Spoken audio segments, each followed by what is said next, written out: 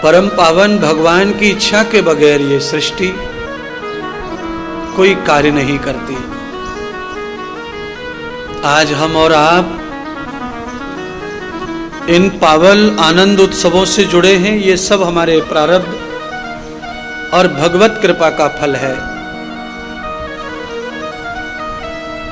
जन्मम जन्मम कृतम फलम जन्मम पुण्यम समर्धे, जन्मम कर्मम क्रिया विधि जन्मम फलश्रुति तथा,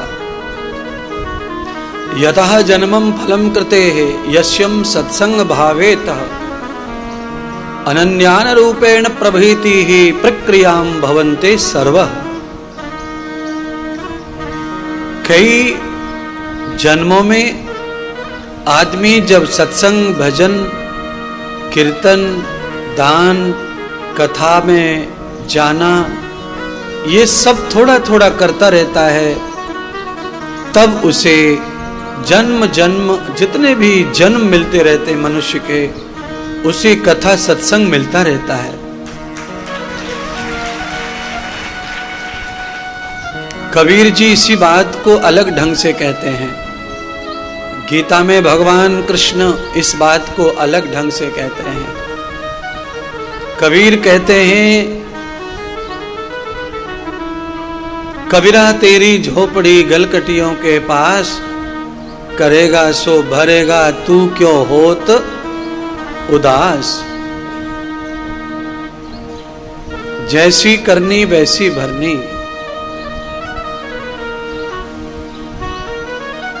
खेत में गेहूं का बीज डाला है तो गेहूं फसल आने का चांस रहेगा।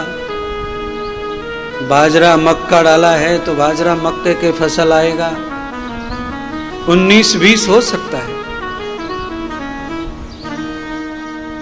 बीमारी से कभी कभी कम ज्यादा हो जाता है, पर इतना निश्चित है कि हम जितना डालते हैं उतना तो मरे से मरा पैदा हो जाता है। बस ये सारी बातें बताने के पीछे राज है हमारे कर्मों का फल यथार्थ ही हमको प्राप्त होता है। आज हमने कोई कर्म ऐसा कर लिया है जिसका फल हमें सत्संग के रूप में, कथा के रूप में प्राप्त हो रहा है।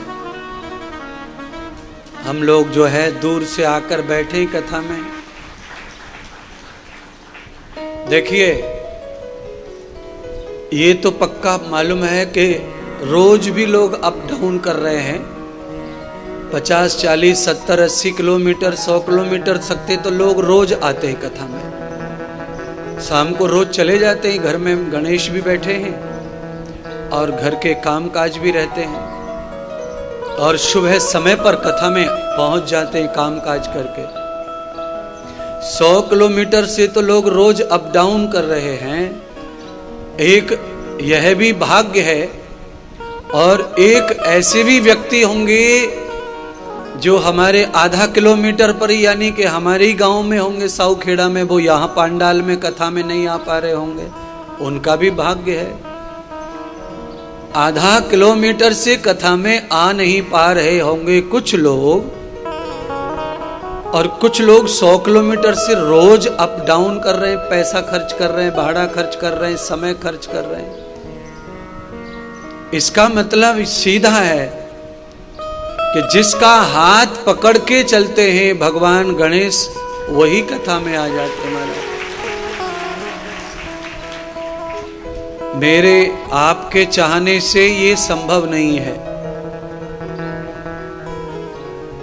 चाहते तो हम बहुत कुछ है। अगर चाहने से कथा मिल जाए, करने को, सुनाने को और कहने को, अगर चाहने से कथा मिल जा सकती है तो बहुत कुछ भी चाहने से मिल सकता है। फिर ये पांडाल में जितने भी नर नारी भगत बन के बैठे कथा सुनने, श्रवण भक्ति कर रहे हैं, अगर चाहने से कुछ मिल जाए और वो सच हो जाए कि चाहने से हो जाता है, तो फिर कथा सुनने की चाहत किसी के दिल में नहीं आएगी। फिर सबके मन में चाहत आएगी कि मैं तो राष्ट्रपति बन जाऊं, मैं तो प्रधानमंत्री बन जाऊं, मैं तो मालिक हो जाऊं सब कंपनियों का, सबसे ज्यादा सुंदर हो जाऊं, सबसे ज्यादा बलवान हो जाऊं, सबसे ज्यादा धनपति हो जाऊं, पूरे विश्व पर मेरा ही शासन चले, सब दुनिया मेरे इशारे पर नाचे, फिर तो आदमी ऐसी इच्छा करेगा। तो आप सोचो, आदमी की इच्छा पूरी भगवान कर दे तो ये आदमी बरगलाने लगता है, उड़ उड़ उड़ हो जाता है। वो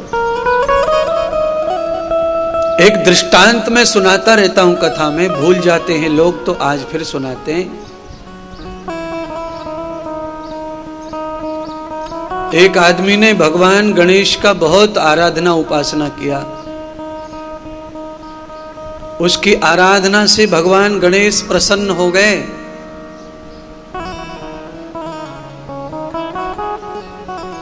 और कहा वरदान मांग लो। भगत ने कहा प्रभु वरदान मुझे दे दो, मेरा कच्चा घर है, झोपड़ी है, ये बंगला हो जाए, इसमें रहने वाला हर आदमी कभी न मरे और हमारे पास में सबसे ज्यादा धन हो, पैसा हो, सौंदर्य हो। भगवान गणेश ने उसे कहा तथास्तु, तुम जो भी वर मांग रहे हो ये सब सिद्ध होगा, सब पूरा होगा, पर तुम्हारा बंगला बनेगा तो पड़ोसी का डबल बंगला बनेगा।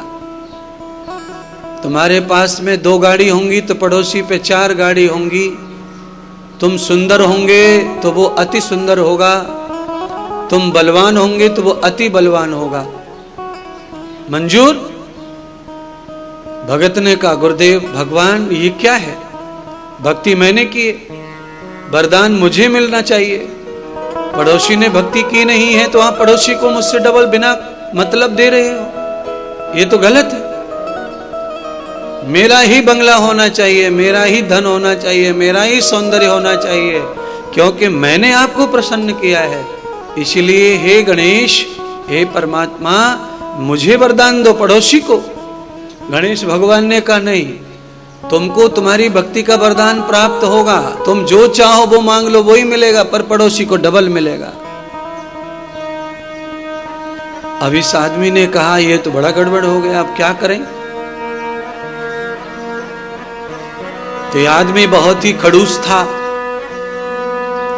इसने कहा ठीक है, भगवान कितना भी चतुर रह के पड़ोसी को दे ले जो देना है, पर मैं भी कुछ कम नहीं हूं। तो इसने कहा मेरा बंगला हो जाए, तो बंगला हो गया। उससे पहले पड़ोसी का 2 बंगला हो गया। इसने कहा कि मेरा 6 मंजिल हो जाए, पड़ोसी का 12 मंजिल हो गया।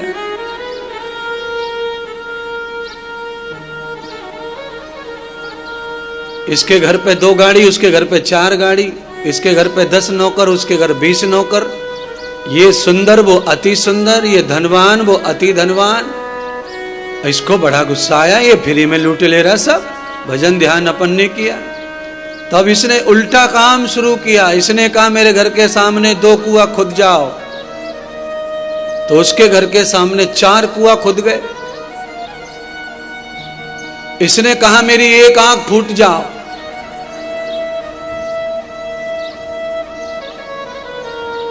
समझ गए आप आगे का। इसने 1 आंख फूट जाओ कहा, भगवान ने तो डबल बोला ही हुआ था, तो डबल हो गया, कार्यक्रम अंधा हो गया पड़ोसी सूरदास।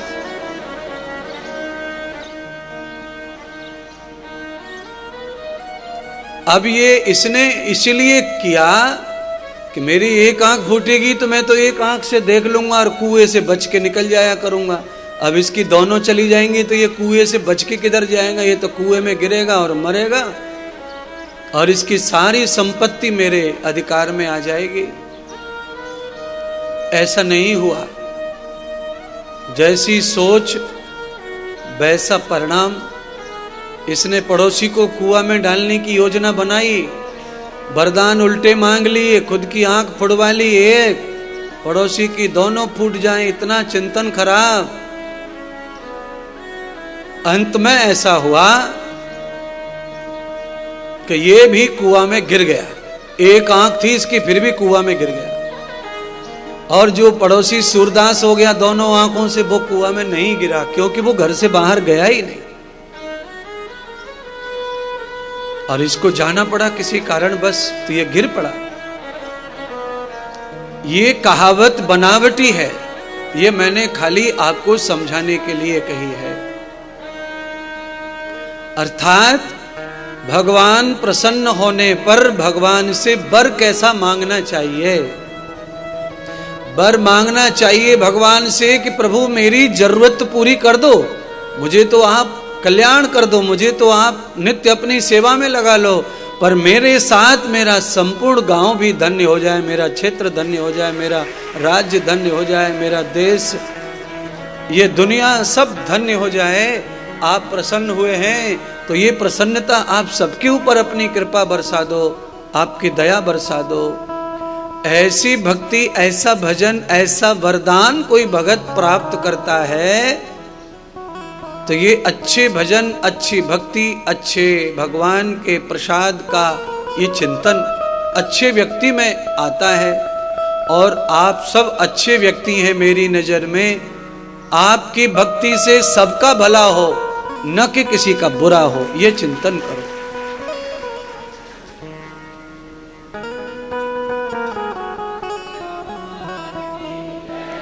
आप किसी बड़े मंदिर धाम में जाओ, मान लो शिरडी चले जाओ, त्र्यंबकेश्वर चले जाओ, पंढरपुर चले जाओ, लात घूसा मार हो जाती है लाइन में। लाइन लगती है दर्शनों की, उसमें गाली गिलौज, चिढ़ना, सरवटे होना, गुस्सा होना, ये तो एकदम मामूली बात है। हम तो छोटे से ही देवता हैं मान लो, तुच्छ मुच्छ। हमारे ही दर्शन के लिए कई बार तो घूसा मार हो गई, कई बार तो गुस्सा मार हो गई, कई बार धक्का मार हो गई, कई बार पकड़ के फेंक दिया।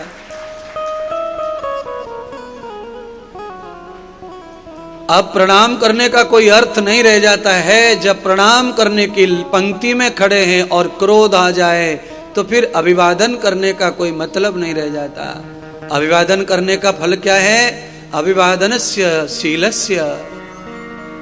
अभिवादन का फल है शील गुण का जन्म हो, शीलता आए, प्रेम आए, संतोष आए, धैर्य आए, प्रसन्नता आए, ये अभिवादन का फल है।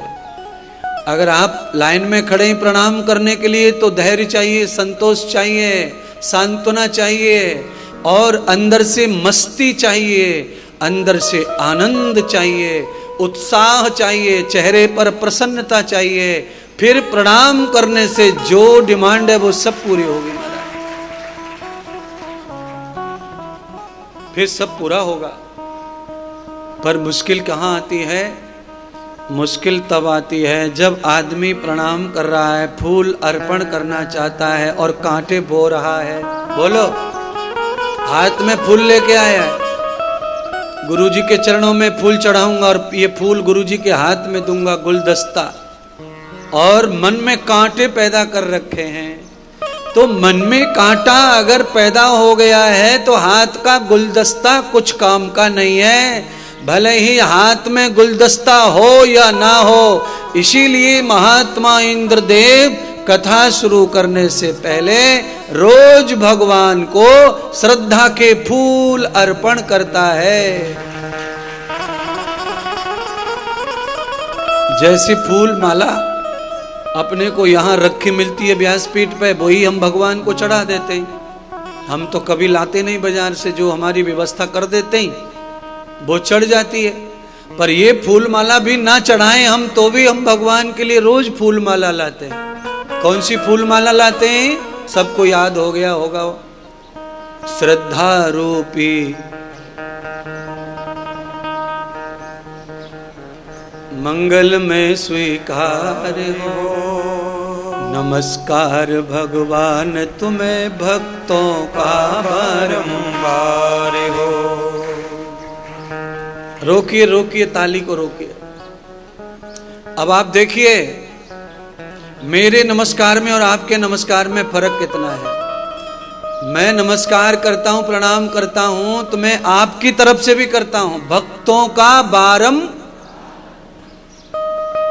मेरा अकेले का नहीं है, मेरे साथ में मेरे जितने फॉलोअर्स हैं, जितने चाहने वाले हैं, उनका भी प्रणाम स्वीकार करो। भागवत भगवान, गणेश पुराण, गणपति बाप्पा, आप उनका स्वीकार कर लो। और हम सबकी श्रद्धा सुमन, हमारे श्रद्धा के फूल भी स्वीकार कर लो। क्यों? जो फूल हम चढ़ाते हैं सम्मान के लिए, वो तो कीड़े मकोड़े वाले होते हैं महाराज, उनमें कीड़े रहते हैं, न जाने कैसे कैसे हाथों से छू छा के आते हैं। माला बनाने वाला, फूल तोड़ने वाला, माला को माला तक लाने वाला, न जाने कैसा कैसा होता है। मैं तो हाथ पैर मुंह नहा धो के ही आता हूं, पर ये माला यहाँ तक आई है, उसका कुछ भरोसा नहीं है। इसीलिए इसके साथ में अपनी श्रद्धा सुमन भी भगवान को अर्पण करो। अगर मेरे प्रभु इन फूलों को ना भी स्वीकार करें तो श्रद्धा के फूल परमात्मा स्वीकार कर लेते हैं। तो अपने साथ में लाइन में लगे हुए जितने भी भक्त रहते प्रणाम वाले, उनको धक्का मुक्की, क्रोध, घृणा, ईर्षा करने से बढ़िया यह है कि उनके भी हिस्से का तुम ही प्रणाम कर लिया करो, जिससे जय जयकार हो जाए।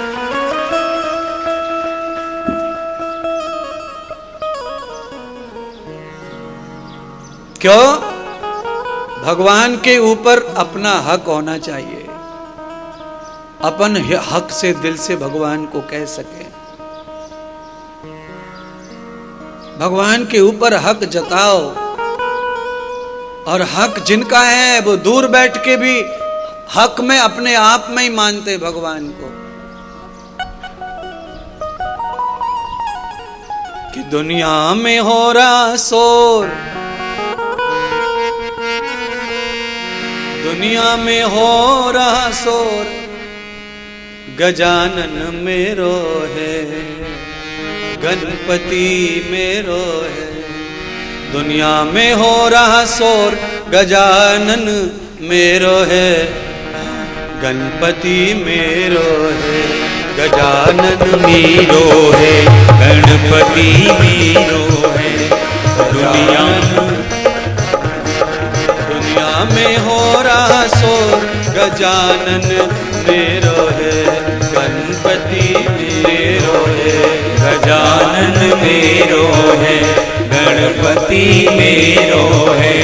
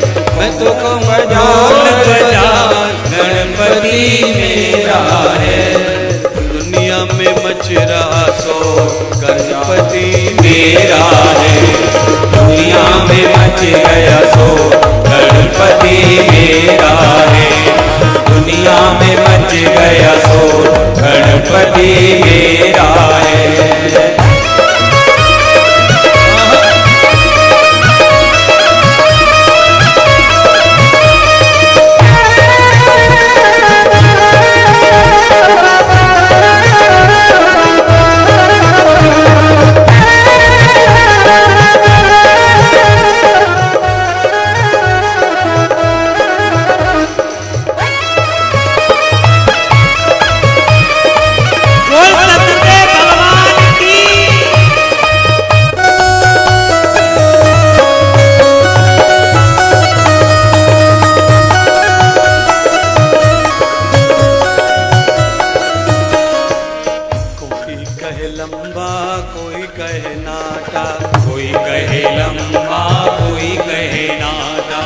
कोई कहे लंबा कोई कहे नाटा, कोई कहे लंबा कोई कहे नाटा, कोई कहे लंबा कोई कहे छोटा, कोई कहे लंबा कोई कहे नाटा। मैंने लिया है फीता ना गणपति मेरा, मैंने लिया है फीता ना गणपति मेरा है।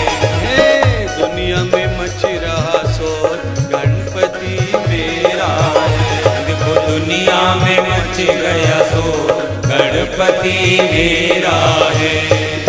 मेरा है वो तो मेरा है, मेरा है वो तो मेरा है, मेरा है वो तो मेरा है, मेरा है वो तो मेरा है। दुनिया में मच गया शोर गणपति मेरा है। देखो दुनिया में मच गया शोर गणपति मेरा है। देखो दुनिया में मच गया शोर गणपति मेरा है। देखो दुनिया में मच गया शोर गणपति मेरा है।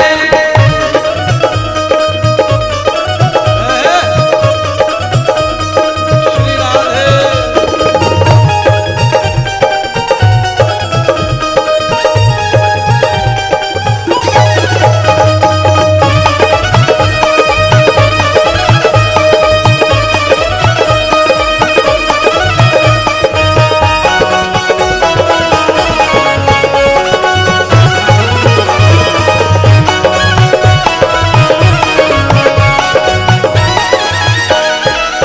कोई कहे पतला कोई कहे मोटा, कोई कहे पतला कोई कहे मोटा, कोई कहे पतला कोई कहे मोटा, कोई कहे पतला कोई कहे मोटा।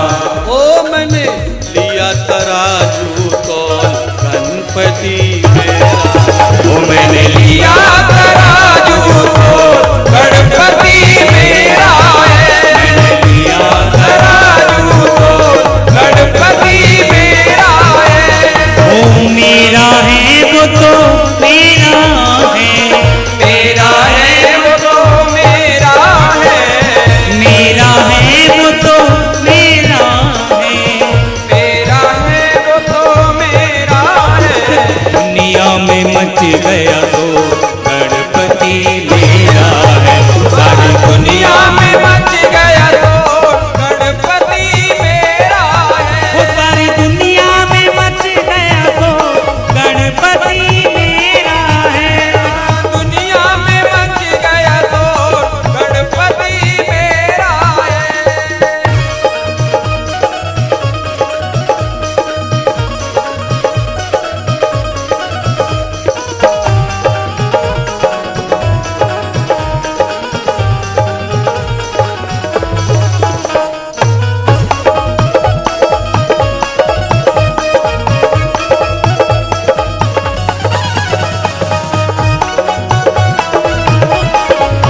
बोल बारी के लाल की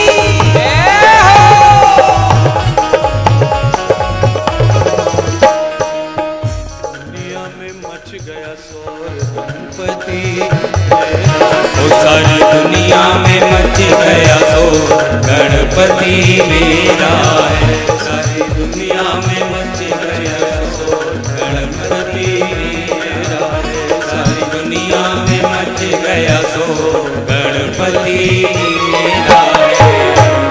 बोली गणपति भगवान की जय हो।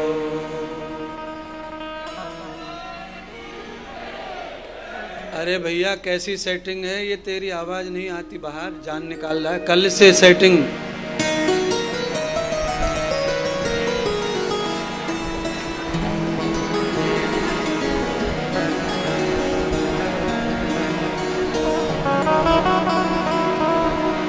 थोड़ा सा आवाज को ना फ्री फ्री सी नहीं हो रही, दब गई है, जोर से नहीं बोला जा सकता है।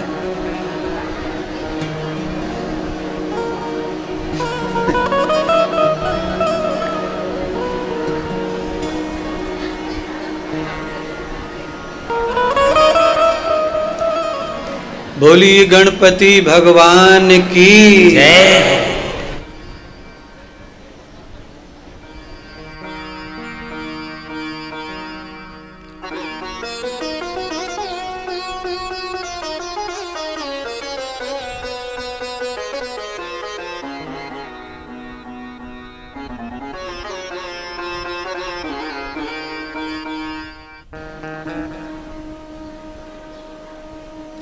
आप सबको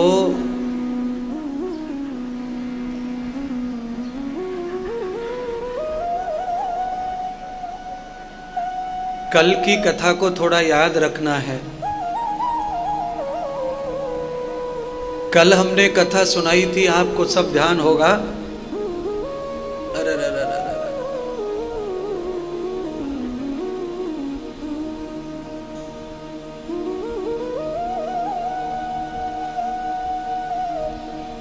सच्चिदानंद भगवान की जय हो, गणपति भगवान की जय हो, गणेश महापुराण की जय हो। कल हम कह रहे थे, उसी कथा को विस्तार करते हैं। कल कथा सती माता की सुनाई गई। बाद में सती माता का दूसरा अवतार पार्वती जी के रूप में हुआ, वो भी सुनाया गया। सती पार्वती बनी और पार्वती का विवाह शिवजी से संपन्न हुआ। यहां तक कथा कल हुई। भगवान शिव और माता पार्वती यानी शिव और शिवा के विवाह का तात्पर्य मौज मस्ती नहीं था। भगवान शिव पार्वती के विवाह का मतलब है सृष्टि का कल्याण करना। गृहस्थ आश्रम का मतलब है समाज का उद्धार करना, समाज में नवनीत नूतन संतान को अवतरित करना। गृहस्थ आश्रम का मतलब है साधु सन्यासी ऋषि मुनि पैदा करना। गृहस्थ आश्रम का मतलब है गौर गरीब अपाहिज दिव्यांग भूखे प्यासे को तृप्त करना। गृहस्थ आश्रम का मतलब है राम और सीता पैदा करना, राधा और कृष्ण पैदा करना। ये गृहस्थ आश्रम का काम है। गृहस्थ आश्रम मौज मस्ती के लिए नहीं है।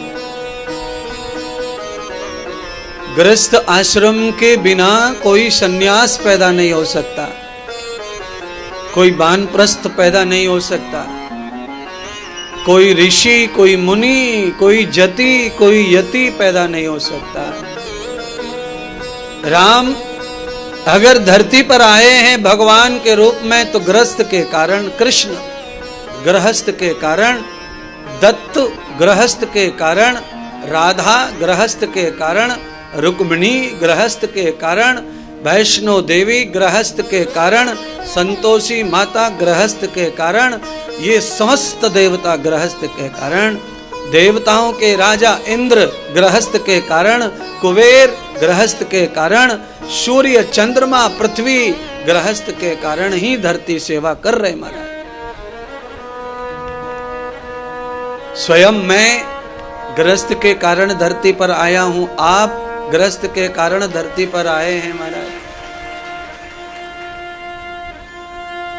बस एक पक्ष आपने सुना, अब दूसरा पक्ष सुनो गृहस्थ का, जो बुरा पक्ष है। रावण क्यों आया धरती पर? गृहस्थ के कारण। कुंभकर्ण कैसे आया धरती पर? गृहस्थ के कारण। कंस कैसे आया धरती पर? गृहस्थ के कारण। शूर्पणखा कैसे आई? गृहस्थ के कारण। पूतना कैसे आई? गृहस्थ के कारण। अब बस गृहस्थ के लक्षण हैं ये। राम श्याम ऋषि मुनि संत साधु भगत ये सब गृहस्थ में पैदा होते हैं।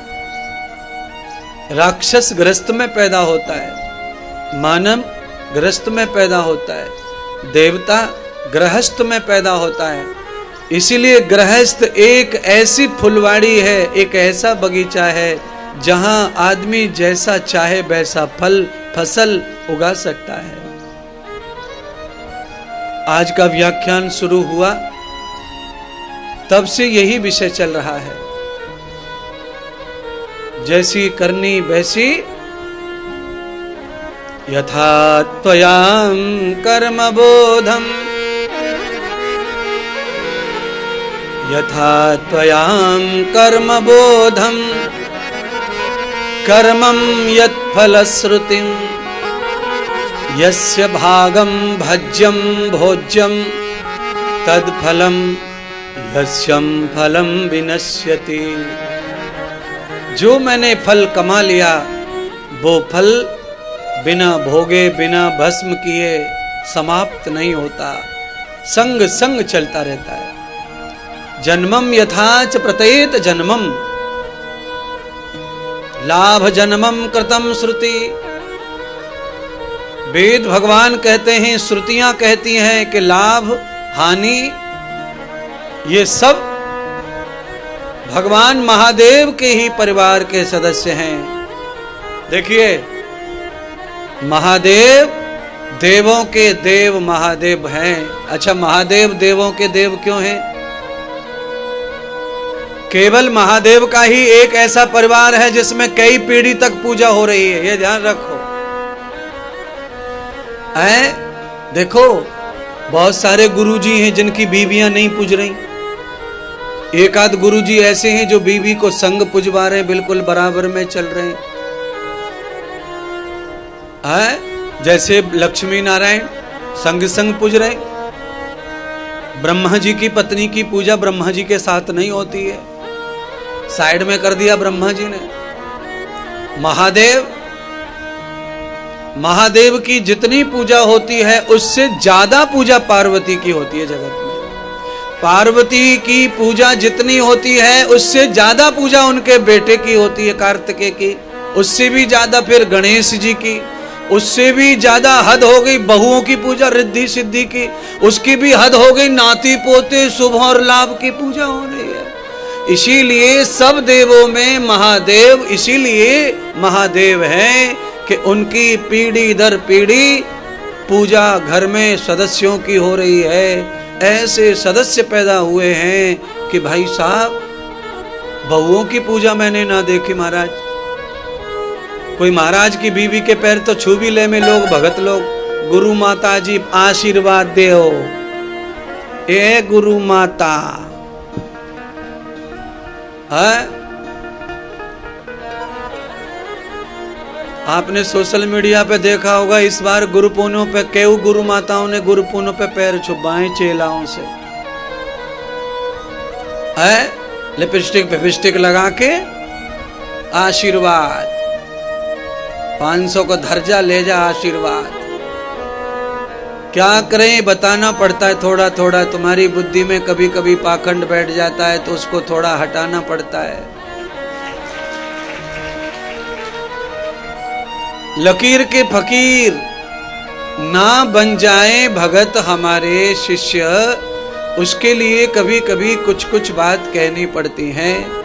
हो सकता है किसी को ये बात बुरी भी लगेंगी, क्योंकि सामान्य आदमी मुझे सुने न सुने पर कथा करने वाले तो जरूर मुझे सुनते हैं यूट्यूब पर।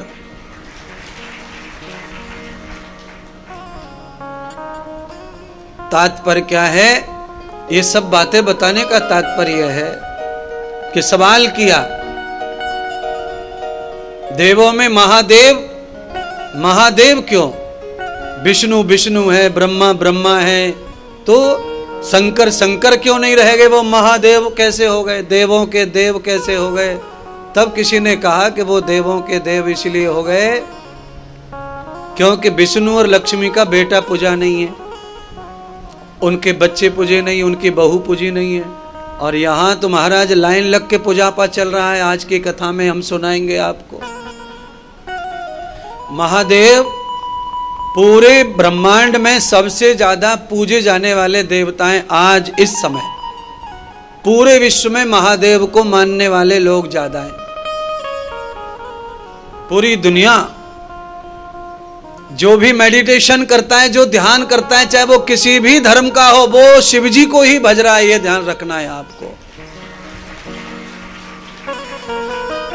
ध्यान की मुद्रा में जो आदमी बैठ गया, चाहे वो इंग्लिश हो, चाहे हिंदी हो, मराठी हो, संस्कृत हो, तमिल हो, कन्नड़ हो, तेलुगु हो, कोई भी भाषा हो, गुजराती, पंजाबी हो, हरियाणवी हो, हिमाचली हो, उत्तराखंडी हो, जो भी भाषा हो, जो भी ध्यान में बैठा वो शंकर को भज रहा है, महादेव को भज रहा है, ये मान के चलो आप।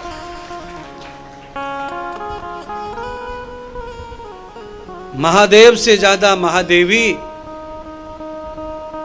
गणेश, स्वयं महादेव पूज रहे गणेश को, ये तो सब जानते हैं।